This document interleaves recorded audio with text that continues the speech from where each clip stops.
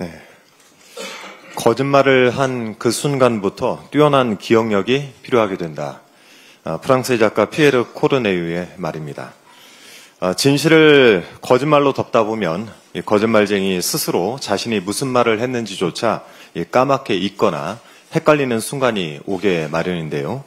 오늘은 기억력이 형편없는 사람들에 대해서 짧게 논평을 좀 할까 합니다. 김건희의 반클리프 목걸이, 그 진품이 확보됐다는 보도가 있었죠. 어제 김건희 특검의 브리핑에 따르면 서희건설 측이 김건희에게 줬다가 돌려받아 보관 중이었던 그 문제의 목걸이를 이미 제출받았다고 합니다. 그리고 그 목걸이를 서희건설에서 직접 구매해서 김건희에게 줬다는 자수서도 받았다고 합니다. 그간 김건희와 그 가족들이 벌인 행각을 놓고 보면 참 황당하게 짝이 없죠. 특히 지난달 25일 오빠 김진우 씨의 장모집에서 나온 짝퉁 목걸이, 이건 대체 뭡니까? 남에게 빌렸다, 모조품을 사서 어머니에게 드렸다, 이런 거짓말을 늘어놓는 사이에 진품 반클리프 목걸이가 드디어 세상에 나왔습니다. 수사 과정에서 이 목걸이가 등장하자 김건희 측은 방어권 행사에 중대한 지장을 초래하는 행위다 라면서 반발을 했다고 하죠. 글쎄요, 증거를 인멸하고 오염시키는 행위까지 방어권 행사로 볼 수 있을까요? 그건 그냥 구속에 합당한 사유일 뿐이고, 그래서 그렇게 구속이 된 겁니다. 출처와 행방을 물어야 할 명품들은 반클리프 목걸이만이 아닙니다. 통일교 측이 김건희에게 샤넬백 2개, 영국 브랜드 그라포사의 다이아몬드 목걸이를 줬다고 하죠.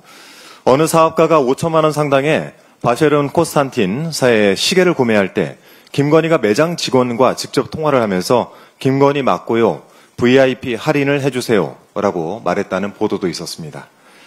한동안 세간을 떠들썩하게 했던 디올백인지 파우치인지는 이제 시시하게 느껴질 정도입니다. 다만 짧은 기억력으로 되지도 않는 거짓말을 꾸며대다가는 이 반클리프 목걸이 꼴이 날 것이라는 점 제가 정말 당부드리고 싶습니다.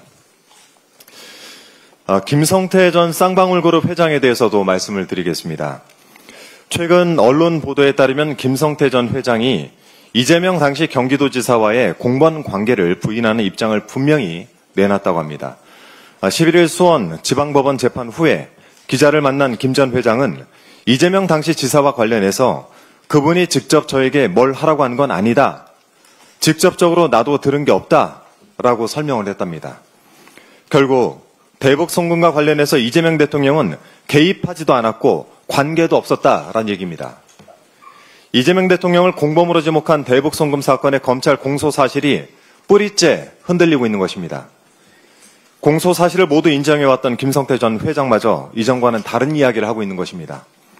쌍방울의 주가 조작에 초점을 두었던 수사가 느닷없이 방북 비용 대납으로 방향을 틀어서 이재명 대통령을 저격한 경위에 대해서 이제 검찰은 답을 내놔야 될 것입니다. 이 희대의 조작 기소에 대한 진실 게임은 연어 술 파티에서부터 다시 시작해야 합니다. 주요 피의자가 검찰 조사실에 모였고 연어회를 곁들인 술판이 있었다는 이야기가 진작 나왔었지요. 이런 술판을 포함해서 말맞추기 진술 세미나가 수십 차례 있었다는 주장이 있었고, 이 주장을 뒷받침하는 쌍방울 법인카드 사용 내역이 법정에 제출되기도 했습니다. 비록 재판부가 연어나 술 등 제공이 있었다고 하여 피고인이 진술할 때 근본적인 영향을 받았다는 것을 쉽게 납득하지 못하겠다라는 판단을 내렸지만, 이 판단이 진술 세미나를 하지 않았다라는 것으로는 볼 수가 없는 것입니다. 이런 짓을 해서라도 이재명 대통령을 공범으로 몰아가야 했던 검찰의 저희가 도대체 무엇이겠습니까? 수십 차례 모여서 머리를 맞대 그렇게 해서 짜낸 거짓말이 아무리 정교해도 단 하나의 진실 앞에서는 무너지게 마련입니다.